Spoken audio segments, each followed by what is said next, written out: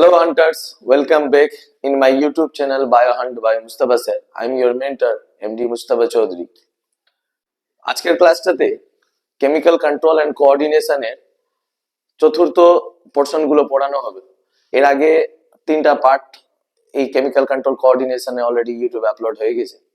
তো তোমরা যারা নিউ ভিউয়ার্স গুলো আছো ওদেরকে জরুরি আছে যে কি ওই ক্লাসেস গুলো আগে দেখবে তারপরে এই ক্লাসেসে আসবে, নাহলে ক্লাসেস গুলো বুঝতে মুশকিল হবে।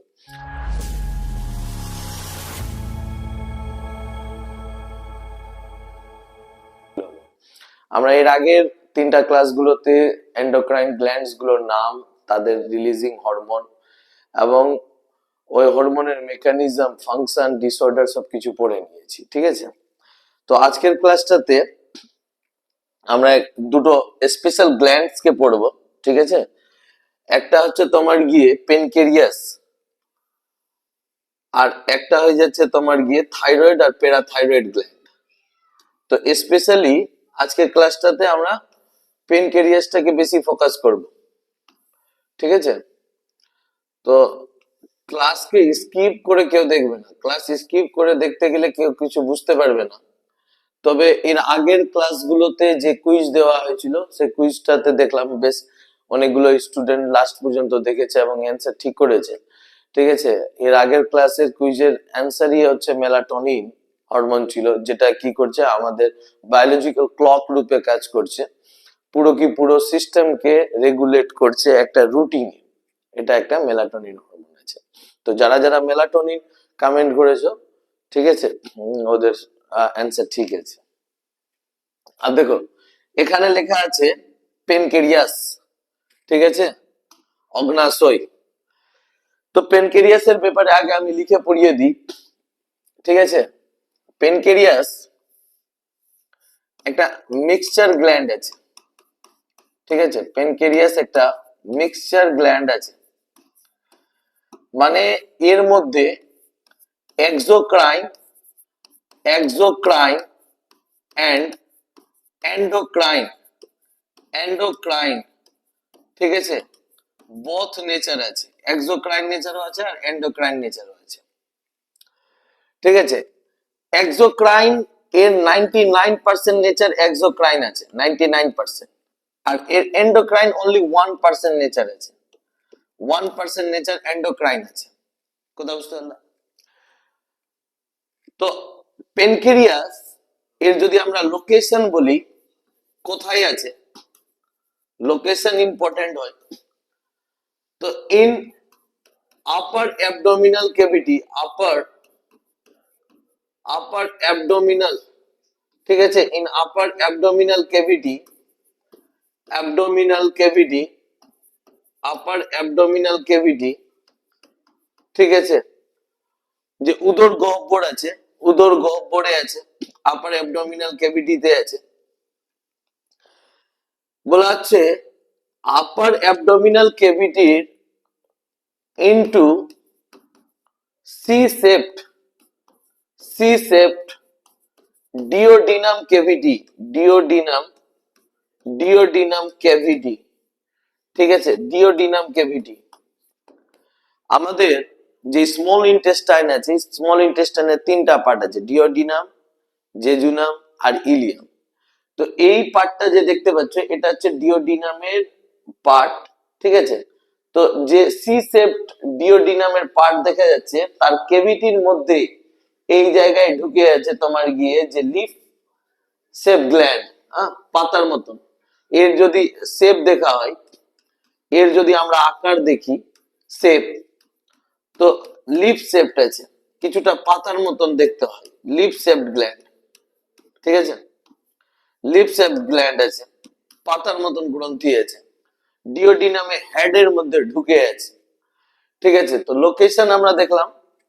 আর কি রকমের গ্ল্যান্ড আছে? Mixer gland. আর একটা মিক্সার গ্ল্যান্ডের জন্য আমরা বায়োলজিক্যাল শব্দ ইউজ করি, যেটাকে আমরা বলছি হেটেরোক্রাইন গ্ল্যান্ড, ঠিক আছে? এই শব্দটাও মনে রাখবে, হেটেরোক্রাইন গ্ল্যান্ড। তো ভালো করে বোঝার চেষ্টা করবে, ঠিক আছে? প্যানক্রিয়াস এর ব্যাপারে যদি আগে আমরা দেখি, তো এই লিপ শেপ একটা গ্ল্যান্ড আছে, ঠিক আছে? লোকেশন হচ্ছে আপার অ্যাবডোমিনাল ক্যাভিটিতে যে সি সেপ্টের ডিওডিনাম হেড থাকে, ডিওডিনামের হেড এর মধ্যে গ্রথিত অবস্থায় পাওয়া যায়। তোমরা ডায়াগ্রাম দেখে বুঝতেই পারছো। আর এটা হেটেরোক্রাইন গ্ল্যান্ড আছে। কোন গ্ল্যান্ড আছে? হেটেরোক্রাইন গ্ল্যান্ড আছে। এর মধ্যে এক্সোক্রাইন নেচারও আছে আর এন্ডোক্রাইন নেচারও আছে, যার মধ্যে 99% হচ্ছে এক্সোক্রাইন আর 1% হচ্ছে অনলি 1% আর তোমার গিয়ে কি আছে এন্ডোক্রাইন। এক্সোক্রাইনে ও ডাক্টের মাধ্যমে ডাক্ট রিলিজিং আছে, হ্যাঁ, সেক্রেশন সেক্রেশন রিলিজ ভায়া ডাক্ট, সেক্রেশন রিলিজ ভায়া ডাক্ট, ডাক্টের মাধ্যমে সেক্রেশনকে রিলিজ করে। আর সেক্রেশন এখানে যেটা করে এক্সোক্রাইনে, সে এনজাইমেটিক জুস গুলো আছে, ঠিক আছে, এনজাইমেটিক জুস বা আমরা এটাকে ডাইজেস্টিভ জুসও বলতে পারি, ঠিক আছে, ডাইজেস্টিভ জুসকে রিলিজ করে, ডাইজেস্টিভ জুসকে রিলিজ করে, যারা আমাদের যে ইনটেকেবল ফুড গুলো আছে, যেগুলো খাদ্যবস্তু আমরা গ্রহণ করেছি, সেই খাদ্যবস্তুর পাচনে সাহায্য করে, ডাইজেশনে হেল্প করে, ডাইজেস্টিভ জুস।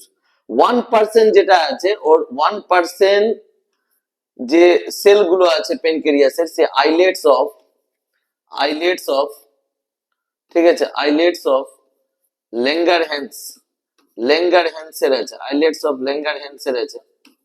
এটা একটা আইল্যান্ডের মতন আছে, আইল্যান্ডের মতন, বুঝতে পারছো যে কি, যার চারিদিকে কি জল আর মাঝে স্থল, ওই সমস্ত জায়গাগুলোকে আমরা আইল্যান্ড বলি। ওইরকম প্যানক্রিয়াসে আছে, চারিদিকে সব এক্সোক্রাইন সেল গুলো আছে, মাঝে কিছু কিছু সেল, তোমরা এই কালারটাতে বুঝতে পারবে। হুম, আমি এই কালারটা মিটিয়ে দিয়ে এখানে এই কালারটা ইউজ করছি। এই যে মাঝে মাঝে কিছু কিছু গ্ল্যান্ড আছে, সেল গুলো আছে, এইগুলোতে কিছু কিছু সেল গুলো পাওয়া যায় মাঝে মাঝে। এই সেল গুলোকে আইলেটস অফ ল্যাঙ্গারহ্যান্স বলা হচ্ছে। আর আইলেটস অফ ল্যাঙ্গারহ্যান্সে আমরা 3 রকমের সেল দেখতে পাই, ঠিক আছে, আলফা, বিটা সেল আর একটা ডেল্টা সেলও আছে, আলফা সেল, বিটা সেল আর ডেল্টা সেল, ঠিক আছে। তো আমরা দেখি ডেল্টা সেল সোম্যাটোস্ট্যাটিন কে রিলিজ করে, সোম্যাটোস্ট্যাটিন কে রিলিজ করে। আলফা সেল দ্বারা কি রিলিজ হয়? সোম্যাটোস্ট্যাটিন। আলফা সেল, এই ডেল্টা সেল থেকে, আলফা সেল থেকে গ্লুকাগন। আর বিটা সেল থেকে রিলিজ হয় তোমার ইনসুলিন। কি রিলিজ হয়? ইনসুলিন। আর এই সোম্যাটোস্ট্যাটিন এদেরকে কি করে? ইনহিবিট করে, এদেরকে ইনহিবিট করে, দুজনকে ইনহিবিট করে, মানে রেগুলেশন করতে হেল্প করে তোমার গিয়ে কে? সোম্যাটোস্ট্যাটিন। তো আশা করি তোমাদের এই স্লাইডটা আরো মানে ভালো করে ক্লিয়ার হয়ে গিয়েছে যে কি আমরা এখানে পেনক্রিয়াসকে পড়ছি, কথা বুঝতে পারলাম? তো পেনক্রিয়াস একটা মিক্সচার বা হেটেরোক্রাইন গ্ল্যান্ড আছে, যার মধ্যে দুটো নেচার হবে, এক্সোক্রাইন আর এন্ডোক্রাইন। এক্সোক্রাইন নেচারে সে ডাইজেস্টিভ জুস গুলোকে বের করবে, ঠিক আছে, ডাইজেস্টিভ জুস বের করবে, ডাক্টের মাধ্যমে বেরোবে। আর যে খাদ্যের অপাচ্য অংশগুলো আছে সেগুলোকে পচাবে, যে ডাইজেশন করছি। আর এন্ডোক্রাইনে 1% মোট এন্ডোক্রাইন নেচার আছে, যেখানে পার্টিসিপেট করছে আইলেটস অফ ল্যাঙ্গারহ্যান্স এর সেল গুলো। আর আইলেটস অফ ল্যাঙ্গারহ্যান্স এর 3 প্রকারের সেল থাকে, আলফা, বিটা আর delta cell. Alpha cell glucagon, beta cell insulin, আর ডেল্টা সেল হচ্ছে সোম্যাটোস্ট্যাটিন। সোম্যাটোস্ট্যাটিন এদের দুজনকে ইনহিবিট করে, কথা বুঝতে পারলে? তো এই ক্লাসটা তোমাদের আবার ক্লাস 12 এর পয়েন্ট অফ ভিউ খুব ইম্পর্টেন্ট। ক্লাস 12 এ তোমাদেরকে বায়োটেকনোলজি যে চ্যাপ্টারটা আছে, ওখানে তোমাকে কৃত্রিম ইনসুলিন উৎপাদনের পদ্ধতি পড়তে হবে, ঠিক আছে। তারপরে তোমার গিয়ে যে ক্লাস 12 এর কিছু স্বাস্থ্য রোগ যে চ্যাপ্টারটা আছে, ওখানেও এই সেল গুলোকে পড়তে হবে, আলফা, বিটা এবং ডেল্টা সেল গুলোকে পড়তে হবে। তো ক্লাসগুলোকে স্কিপ করবে না, ঠিক আছে। আজকে একটু অসুবিধা হচ্ছে, আমার গলার মুভমেন্ট করতে গিয়ে একটু ব্যথা ট্যাথা টাইপ ফিল হচ্ছে, তো ঘুম থেকে উঠে গিয়ে তো মুভমেন্ট ঠিকঠাক হচ্ছে না, প্রপারলি হচ্ছে না। তবে তোমাদের এই অভ্যাসটা একটু মানে ডিসঅ্যাপয়েন্টিং করছে, ডিমোটিভ করছে আমাকে, যে কি তোমরা ক্লাসেস গুলো ফুল ওয়াচ করছো না, ঠিক আছে। আমার অফলাইনের স্টুডেন্ট গুলোকেও আমি বারবার করে একটাই কথা বলছি, যে কি ক্লাসগুলো তো তোমাদের জন্যই করানো হচ্ছে, তো প্রথমে তো তোমরা করো, ঠিক আছে, বাকি বাইরের স্টুডেন্ট গুলো ঠিকঠাক করে ক্লাস করে নিচ্ছে। আমার অফলাইনের স্টুডেন্ট গুলো তোমরা ক্লাসেস গুলোকে একদম ইগনোর করে দিয়েছো। তো ক্লাসেস গুলোতে ঝোঁক দাও, 11 এর পোর্শন নেই এগুলো, এগুলো সমস্ত কিছু কানেক্টিভ আছে। আর আমি তোমাদেরকে বারবার করে বলেছি যে কি আমি তোমাদের অনলাইন প্ল্যাটফর্মে কম্পিটিটিভ এক্সামের জন্য পড়াচ্ছি। বেসিক্যালি বেস থাকছে আমাদের নিট, তাছাড়া ওর লোয়ার যে ক্লাসেস গুলো এক্সামিনেশন গুলো আছে ওগুলোর জন্য প্রিপারেশন হয়ে যাচ্ছে, ঠিক আছে, সাচেস প্যারামেডিক্যাল হোক, জেনপা হোক, এএনএম জিএনএম হোক, সমস্ত কিছুর প্রিপারেশন হয়ে যাচ্ছে। এখন আপাতত বায়োলজি কনসেপ্টটা পুরো কমপ্লিট করো। কিছু স্টুডেন্টস এর কমেন্ট ছিল যে কি স্যার আপনি বলেছিলেন যে ফিজিক্স কেমিস্ট্রির ক্লাস আপলোড হবে, ওগুলো কবে হবে? তো আমি এটাকে আগে গ্রোথ করে দিই, ঠিক আছে, মানে এটা ভালো করে সাকসেসফুলি চলে যাক, স্টুডেন্ট গুলো লাভ পাক, তারপরে আমি তোমাদের ফিজিক্স কেমিস্ট্রি স্যারও ইন্ট্রোডিউস করে দেবো এখানে, ঠিক আছে, অসুবিধার কিছু নেই, বাস লেগে থাকো, হ্যাঁ, আর সাথ থাকো আমার, সবই হবে, বুঝতে পারলো? তো কি হচ্ছে, আমরা এখন কি বললাম, পেনক্রিয়াসের পুরো ডিটেলস বললাম, ঠিক আছে। আবার আমাদেরকে এই হরমোন গুলোর মেকানিজম আর ফাংশনটা পড়তে হবে, ঠিক আছে।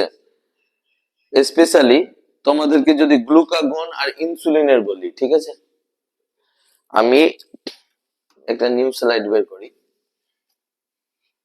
হ্যাঁ, নিউ স্লাইড, অ্যান্টাগনিজম আছে, এটা নিউ স্লাইড আমি নিয়ে নিচ্ছি, নিউ স্লাইড এখানে আমি নিয়ে নিচ্ছি। তো দেখো, ইনসুলিন, ঠিক আছে, আর কি হচ্ছে গ্লুকাগন, ঠিক আছে, এরা দুজন আবার অ্যান্টাগনিজমও আছে বলে আমি দুজনকে লিখে দিচ্ছি। তো ইনসুলিন আসলে এটা হচ্ছে হাইপোগ্লাইসেমিক এফেক্ট দেখায়, হাইপোগ্লাইসেমিক এফেক্ট কে শো করে, হাইপোগ্লাইসেমিক এফেক্ট কে শো করে। আর গ্লুকাগন যে আছে তোমার, এই হাইপার গ্লাইসেমিক এফেক্ট কে শো করছে, হাইপার গ্লাইসেমিক এফেক্ট কে শো করে।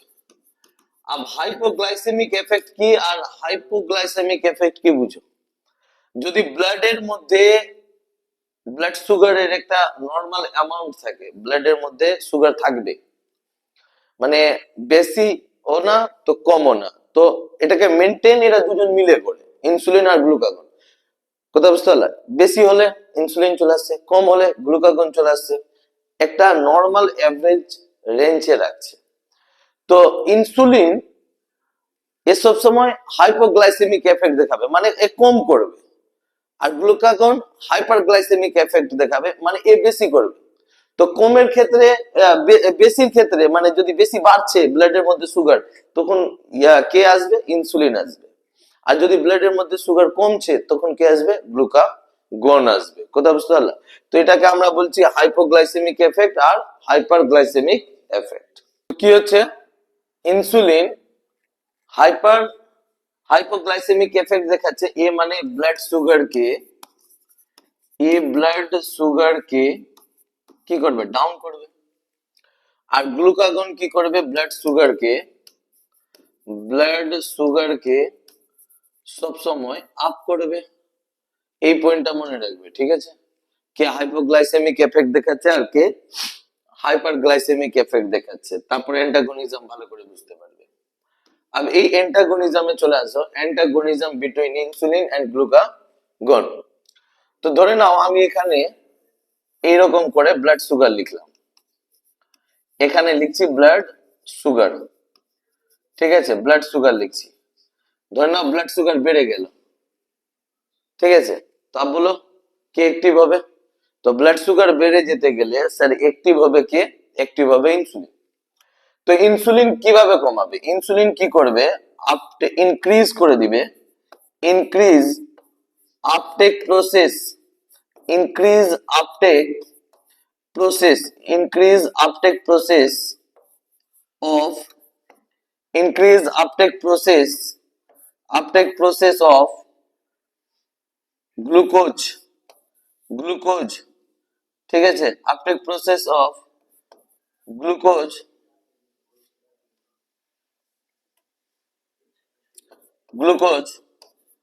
or sugar by cells. ঠিক আছে, সেলস গুলো দ্বারা, কোষগুলো দ্বারা গ্লুকোজের অ্যাবজর্পশন, ঠিক আছে, বাড়িয়ে দিবে। কারণ কি, সেলগুলোকে দিবে যে কি তোরা গ্লুকোজ বেশি পরিমাণে নে, আর ভেঙে ভেঙে খুব বেশি পরিমাণে শক্তি উৎপাদন কর। তো ব্লাড সুগার লেভেলকে কমানোর জন্য ইনসুলিন কি করবে, ইনক্রিজ করে দিবে আপটেক প্রসেসকে, কার, গ্লুকোজের, কোথায়, সেলস এর মধ্যে। এটা কাজ করবে। না হলে কি করবে ও, গ্লুকোজকে কনভার্ট করে দিবে, glucose converted into glycogen in liver. তো গ্লুকোজকে এন্ড স্টোর ইট, ঠিক আছে, গ্লুকোজকে জমা করবে লিভারে গ্লাইকোজেন রূপে, ঠিক আছে, গ্লাইকোজেন রূপে। আর না হলে কি করবে, যে গ্লুকোজ, ঠিক আছে, গ্লুকোজ কনভার্টেড ইনটু ফ্যাট, ঠিক আছে, ফ্যাটস, গ্লুকোজকে চর্বিতে বদলে দিবে। এই তিনটা কাজ করবে। এই তিনটা কাজের মাধ্যমে insulin anyhow blood sugar লেভেলকে তোমার কমাবেই। তো ব্লাড সুগার লেভেলকে কমানোর জন্য ইনসুলিন তিনটা কাজ করবে। হয় কোষের মধ্যে সুগারের অ্যাবজর্পশন বাড়িয়ে দিবে, কোষ বেশি বেশি সুগারকে অ্যাবজর্ব করবে, বেশি বেশি এনার্জি প্রোডাকশন করবে।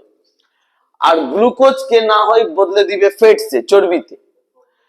আর গ্লুকোজকে না হয় লিভারে নিয়ে গিয়ে গ্লাইকোজেনে বদলাবে। এই তিনটা কাজ করবে তোমার গিয়ে কি, ইনসুলিন। আর দেখো, এর অপোজিট কাজগুলো যখন আমরা কন্ডিশন চেঞ্জ করে দিব, তখন কে করবে, গ্লুকাগন। আমরা যদি এখানে লিখে দিই যে ব্লাড সুগার ডিক্রিজ হয়ে গেল, ঠিক আছে, ব্লাড সুগার কি হয়ে গেল, ডিক্রিজ হয়ে গেল, তখন এই ক্ষেত্রে কি করবে, স্টপ, ঠিক আছে, আপটেকিং প্রসেস অফ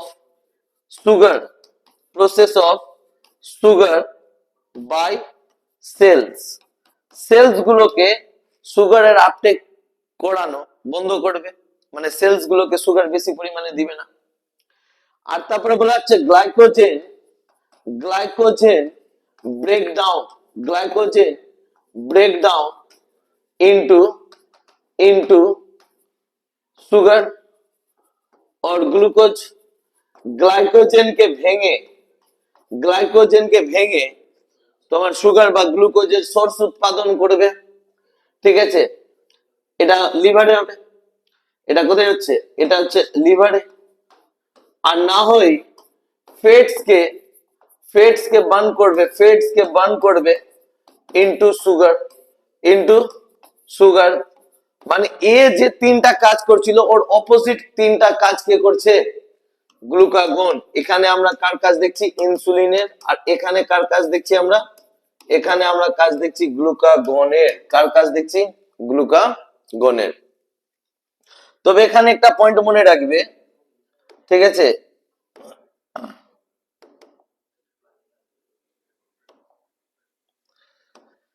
সেটা হচ্ছে কি, তোমার গিয়ে এই যে গ্লুকোজ তৈরি হওয়া, গ্লুকোজ থেকে যে গ্লাইকোজেন তৈরি হওয়ার প্রসেস, একে গ্লাইকোজেনোসিস বলা হয়, গ্লাইকোজেনোসিস, ঠিক আছে। গ্লুকোজ থেকে গ্লাইকোজেন তৈরি হওয়াকে গ্লাইকোজেনোসিস বলা হয়। আর এখানে আমরা গ্লাইকোজেন ভেঙে গ্লুকোজ বানাচ্ছি, এটা হচ্ছে গ্লাইকোজেনোলাইসিস প্রসেস আছে এগুলো।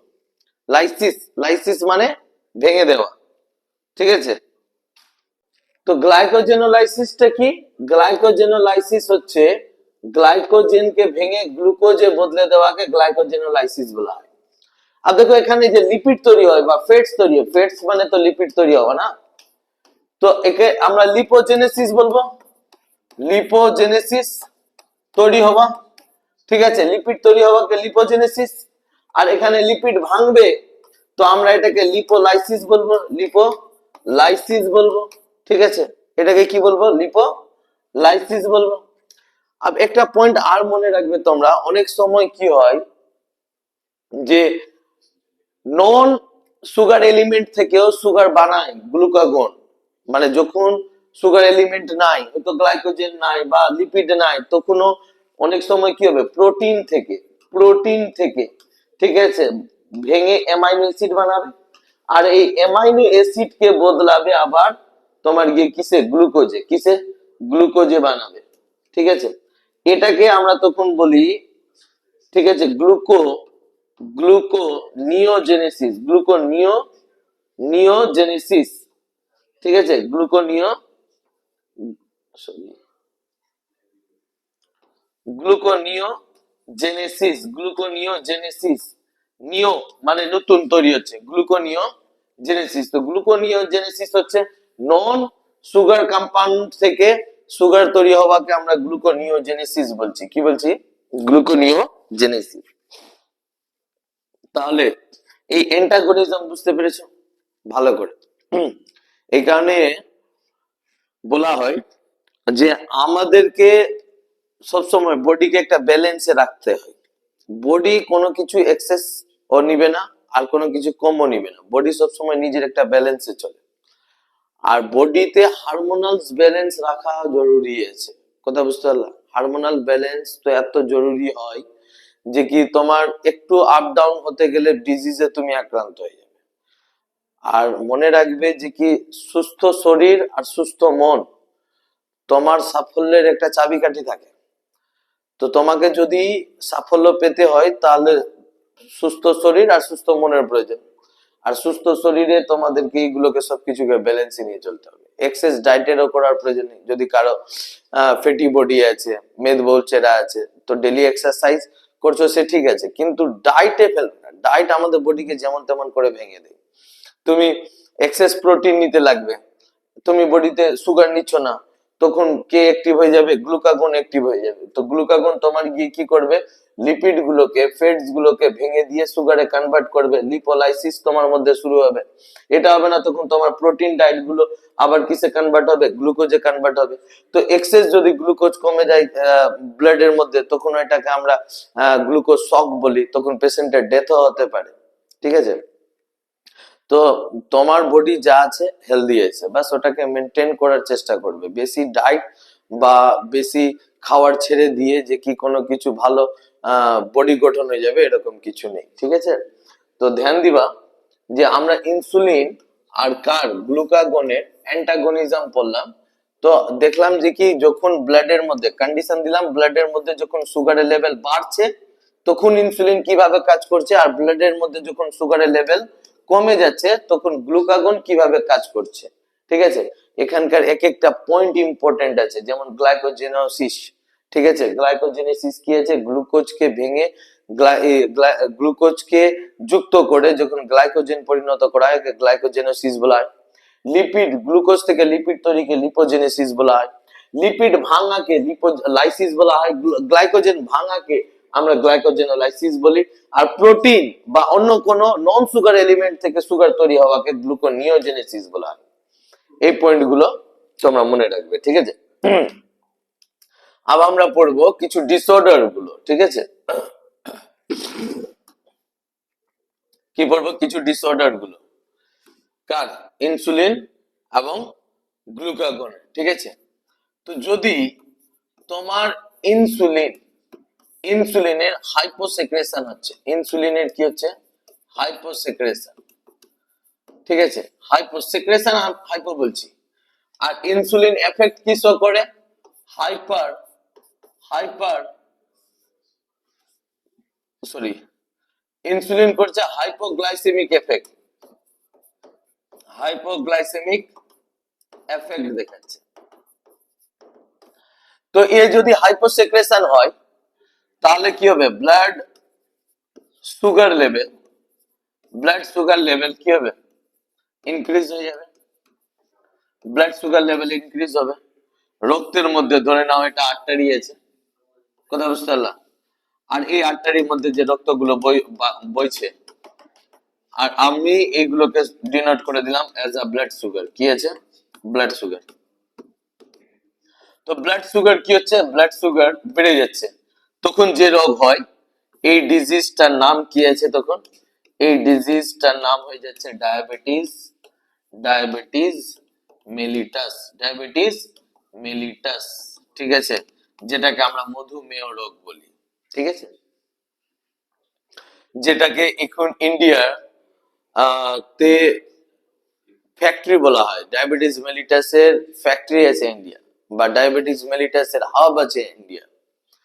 প্রত্যেকটা বাড়িতে একজন দুজন এমন কেউ সাফার করছে যে ডায়াবেটিস মেলিটাস থেকে ভোগ করে। আর আমরা এটাকে নর্মালিও নিয়ে বসে আছি, যে কি অনেক লোকজনের কাছে এটা ক্যাজুয়াল হয়ে গেছে, নর্মাল জিনিস হয়ে গেছে, সুগার হয়েছে, বাস খালি ও মিষ্টি খাওয়া ছেড়ে দিল, বাকি ও ভাবছে যে কি আমার সুগার কন্ট্রোল হয়ে যাবে। আসলে এটা নর্মাল ভাবলে হবে না। ডায়াবেটিস মেলিটাসকে একটা মরণাত্মক রোগ বলা হয়, মোস্ট ডেডলি ডিজিজ বলা হয়, স্লো ডেথ, আস্তে আস্তে তোমার বডিকেও ভিতর ভিতর করে মেরে ফেলে। আমি এর আগের অনেকগুলো ভিডিওতে আমি বুঝিয়েছি, কথা বুঝতে পারলে? তো ডায়াবেটিস মেলিটাসকে কন্ট্রোল করার জন্য, রেগুলেট করার জন্য তোমাকে সব থেকে প্রথমে যে চেঞ্জ করতে হবে তোমার লাইফস্টাইল। তোমার লাইফস্টাইলে বেশি স্ট্রেস না নেওয়া, ঠিক আছে, বেশি দেরি করে না খাওয়া, বেশি দেরি করে না ঘুমানো, মানে লেট নাইট জেগে না থাকা, ঠিক আছে, এইগুলোতে হারমোনাল ব্যালেন্স গুলো ডিসব্যালেন্স হয়। তারপরে তোমার জলগুলো কম খাওয়া, বেশি পরিমাণে জাঙ্ক ফুড খাওয়া, এগুলো কি করে আমাদের ডায়াবেটিস মেলিটাসের দিকে আস্তে আস্তে আহ ঠেলে দিচ্ছে। এই কারণে যত পারবে ট্রাই করো, চেষ্টা করো নিজের ইন্ডিয়ান কালচার গুলোকে অ্যাকসেপ্ট করার, পুরাতন ট্রেডিশন কালচার গুলোকে অ্যাকসেপ্ট করার, ঠিক আছে, আমাদের যে ট্রেডিশন কালচার গুলো ছিল পুরাতন, সে ইন্ডিয়ান কালচারটা সব থেকে পারফেক্ট ছিল আর সবটা সাইন্টিফিক ছিল। আমি একটা এখন সিরিজও বের করেছি শর্টস এর, যে কি বিভিন্ন ধরনের আমাদের ট্রেডিশন কালচার মিথস আছে না, সাইন্টিফিক আছে, এগুলো নিয়ে আলোচনাও করছি। তোমরা ওই শর্টস গুলো দেখে অনেকগুলো বুঝতে পারবে, ঠিক আছে।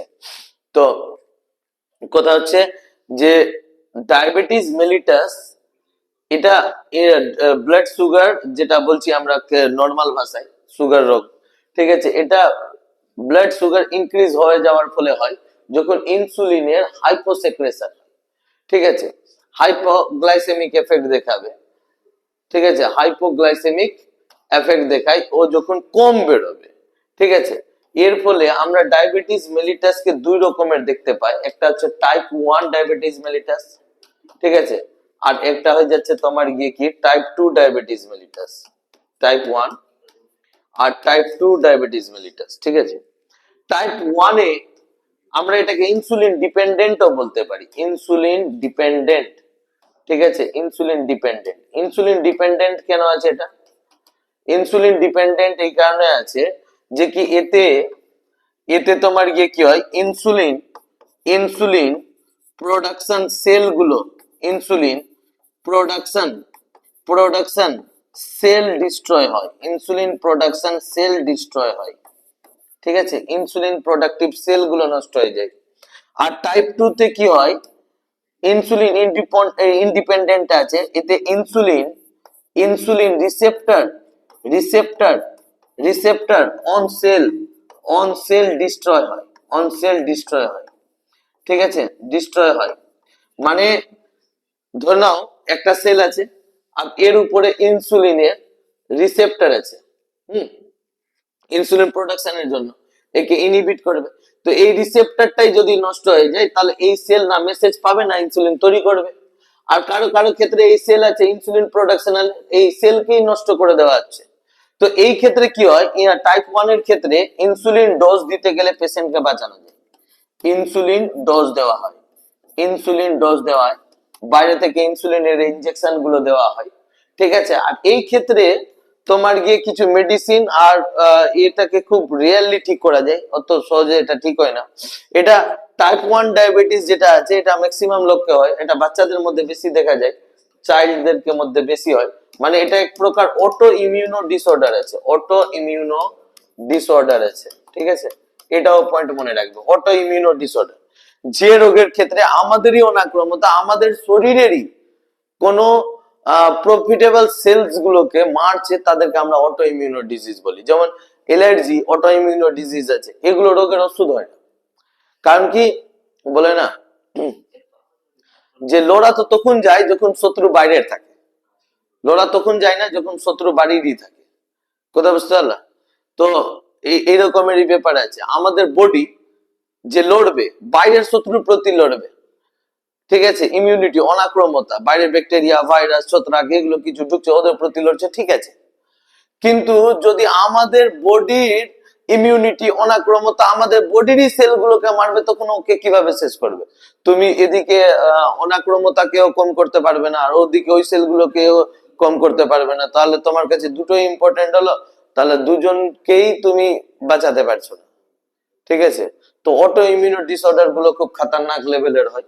এটা টাইপ 1টা, আর এই টাইপ 2টা পরবর্তীতে অটো ইমিউন হয়। টাইপ 1টা স্পেশালি কি হচ্ছে, অটো ইমিউনো ডিসঅর্ডার আছে। এটাতে ইনসুলিন ডোজ দিতে গেলে ঠিক হয়ে যায়, এদেরকে প্রত্যহ ইনসুলিন নিতে হয়, ঠিক আছে। তো অনেকগুলো সেলিব্রিটিদের মধ্যেও কিন্তু এই টাইপের ডায়াবেটিস গুলো দেখা যায়। তো এটা হচ্ছে তোমার গিয়ে ইনসুলিনের ডিসঅর্ডার, ডায়াবেটিস মেলিটাস। আর ডায়াবেটিস মেলিটাসের যদি আমরা সিমটমস গুলো দেখি, ডায়াবেটিস মেলিটাসের যদি আমরা সিমটমস গুলো দেখি, লক্ষণগুলো যদি দেখি, তাহলে লক্ষণগুলো কি হবে? তো ডায়াবেটিস মেলিটাসের লক্ষণ হয় তোমার গিয়ে নকচুরিয়া বলে একটা, নকচুরিয়া, ঠিক আছে। আমি তোমাদেরকে এটা এক্সক্রিয়েটরি প্রোডাক্ট এন্ড দেয়ার এলিমিনেশনে বুঝাবো। নকচুরিয়া কি হচ্ছে, ঘুমের ঘরে পেচ্ছাপের জন্য ঘুম ভাঙাকে আমরা নকচুরিয়া বলি, ঠিক আছে। তারপরে পলিডিপসিয়া হয়, পলিডিপসিয়া, ঠিক আছে। পলিডিপসিয়াটা কি, বারবার পিপাসা লাগা, তৃষ্ণা ফিল হওয়া, একে পলিডিপসিয়া বলা হয়। তারপরে তোমার গিয়ে হাইপার হাইপার হাইপার না, তোমার গিয়ে কি হচ্ছে, হাঙ্গারনেস, সব সময় খিদা লেগে থাকবে, ঠিক আছে। ফেটিগ, পেন হবে খুব, ঠিক আছে, খুব ব্যথা হবে। পলিইউরিয়া হবে, পলিইউরিয়া হবে, বারবার পেচ্ছাপ লাগবে, ঠিক আছে। তারপরে প্রেজেন্ট সুগার অন ইউরিন, ঠিক আছে, মূত্রের মধ্যে পেচ্ছাপের জমা হওয়া, ঠিক আছে। ওয়েট লস, ওয়েট লস, ওজন খুবই কমে যাবে, অত্যাধিক হারে ওজন কমে যাবে, ওয়েট লস। তো ওজন কমে যাবে, ঠিক আছে, নকচুরিয়া হবে, পলিডিপসিয়া হবে, হাঙ্গার বেড়ে যাবে, ফেটিগ হবে, পলি ইউরিয়া দেখা দিবে, আর সুগার প্রেজেন্ট হবে মূত্রের মধ্যে, যেখানে পেচ্ছাপ ত্যাগ করবে সেখানে হয়তো পিঁপড়া গুলো লাগতে পারে। এগুলো হচ্ছে তোমার সবকিছু ডায়াবেটিস মেলিটাসের কি সিমটমস। তো এটা হচ্ছে সিমটমস, ঠিক আছে। আর এটা হচ্ছে টাইপ, আর এটা হচ্ছে রিজন, কারণটা কি, ঠিক আছে। আর এতেই ট্রিটমেন্ট আছে। তো এটা আমরা দেখলাম কি, ইনসুলিনের হাইপার সেক্রেশনের ফলে, ইনসুলিন যখন হাইপার বলছি, ইনসুলিন যখন হাইপোসেক্রেশন করছে, এটাকে একটু আমি ছোট করে দিই, কোথাও বুঝতে পারলা? তোমরা অলরেডি তো এগুলোর পিডিএফ পেয়ে যাচ্ছ, ঠিক আছে। আমি চ্যানেলগুলোতে যে টেলিগ্রামের ইয়ে আছে, চ্যানেল আছে বা গ্রুপ আছে, ওখানেও তোমাদের পিডিএফ গ্রুপে এই কন্টেন্ট গুলোকে প্রোভাইড করে দিচ্ছি, তো ওখান থেকেও লিখে নিবে, ঠিক আছে। বা তোমরা আমার হোয়াটসঅ্যাপ গ্রুপটাতেও জয়েন্ট হতে পারো সবাই, ঠিক আছে। আমি আজকে এই ভিডিওর নিচে হোয়াটসঅ্যাপ গ্রুপের লিঙ্কটাও দিয়ে দিব। তো যে কোনো কোথাও থেকে তোমরা কন্টেন্ট গুলো নিয়ে লিখতে পারো। এবার দেখো কথা হচ্ছে, এটা হচ্ছে হাইপোসেক্রেশনের ফলে। এবার যদি ইনসুলিনের হাইপার সেক্রেশন হয়, হাইপার সেক্রেশন হয়, ইনসুলিন যদি বেশি বেড়াতে লাগে, হাইপো হয়েছিল তো কিছু ব্লাড সুগার বেড়ে গেল, তাহলে হাইপার সেক্রেশনে কি হবে, ব্লাড সুগার, ব্লাড সুগার, ঠিক আছে, কি হবে, কমে যাবে, ব্লাড সুগার কমে যাবে, ডিক্রিজ হবে, ব্লাড সুগার, সুগার কি হবে, ডিক্রিজ হবে। তো ব্লাড সুগার যদি ডিক্রিজ হয়ে যায়, তো এটাকে আমরা ইনসুলিন শক বলি, ইনসুলিন স্টক, ঠিক আছে, এটাকে ইনসুলিন স্টক বলা হয়। এই ক্ষেত্রে আনকনসিয়াসনেস, আনকনসিয়াসনেস, ঠিক আছে, কনসিয়াসনেস, পেশেন্ট কোমাতে যেতে পারে, বা সিভিয়ার হতে গেলে ডেথও হতে পারে, ঠিক আছে। এই কারণে দেখবা যে অনেক কারণ এটাও ডিসঅর্ডার পাওয়া যায়, ও পকেটে চকলেট বা আর কোনো কিছু নিয়ে ঘুরে বেড়ায়, যখনই ওকে ওই টাইপের মাথা ঘোরা বা আর কোনো কিছু ফিল হতে লাগে তখন ওকে এইটা খেতে হয়, মানে যার মধ্যে এর হাইপার সেক্রেশন হয়ে যায় ইনসুলিনের। তো মনে রাখবা যে কি ইনসুলিন আর গ্লুকাগন এরা পরস্পরের অ্যান্টাগনিজম ছিল। তো ইনসুলিনের হাইপার সেক্রেশনে যদি এটা হয় তাহলে এটা হাইপোসেক্রেশন হাইপোসেক্রেশন হাইপোসেক্রেশন অফ কি আছে, হাইপোসেক্রেশন অফ গ্লুকাগন আছে, এটা গ্লুকাগনের হাইপোসেক্রেশনের ফলেও এটা হবে। আর যদি ইনসুলিনের হাইপোসেক্রেশনের ফলে যদি এটা হয় তাহলে গ্লুকাগনের কি, গ্লুকাগনের হাইপার সেক্রেশন অফ গ্লুকাগন যদি হয়, গ্লুকাগন যদি হয় তাহলে এই রোগটা হবে। কথা বুঝতে পারলে? কারণ দুজনের কি আছে, পরস্পরের অ্যান্টাগনিজম আছে। তাহলে তোমাদের পুরো পেনক্রিয়াস এর ইনসুলিন আর গ্লুকাগন রিলেটেড যত কনসেপ্ট ছিল আমি এখন পড়িয়ে দিলাম, ঠিক আছে? আর আমি একটু বেশি তাড়াহুড়া করছি না, আস্তে আস্তে নিয়ে যাচ্ছি, যেহেতু এক একটা কনসেপ্ট ভালো করে ক্লিয়ার হয় আর তোমরা এক্সামে মানে নিজে 100% পারফর্ম করতে পারো, ঠিক আছে? তো আস্তে আস্তে করে পড়ো, অসুবিধার কিছু নেই, টাইম অনেক আছে।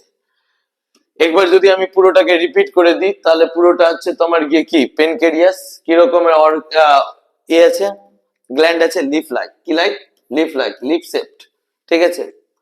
লোকেশন কোথায় বললাম আমি, বলো লোকেশন বললাম যে ক্ষুদ্রান্ত যে স্মল ইন্টেস্টাইন আছে প্রথম পার্ট ডিওডিনামে সি শেপড মাথার মধ্যে ঢুকে থাকে।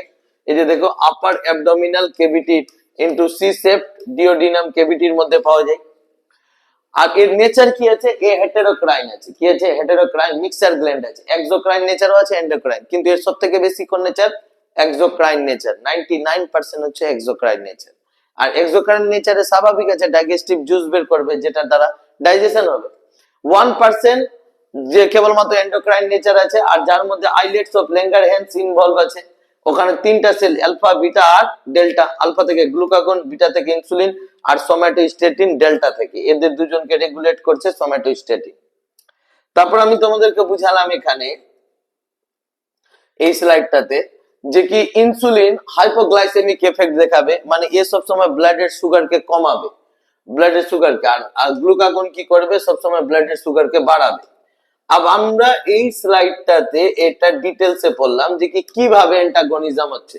ধরে নাও ব্লাড সুগার বেড়ে গেছে, ইনসুলিন এলো, ইনসুলিন কি করে ঝাড়ু দিয়ে সবটা গ্লুকোজকে, ম্যাক্সিমাম গ্লুকোজকে পাঠিয়ে দিবে হয়তো সেলে, আর না হয় কি করে দিবে লিভারে নিয়ে গিয়ে গ্লাইকোজেন বানিয়ে দিবে গ্লাইকোজেনেসিস প্রক্রিয়ার মাধ্যমে, আর না হয় ওটাকে নিয়ে চলে যাবে কোথায়, ফ্যাটসে কনভার্ট করে দিবে, ঠিক আছে, লিপোজেনেসিস প্রক্রিয়ায়।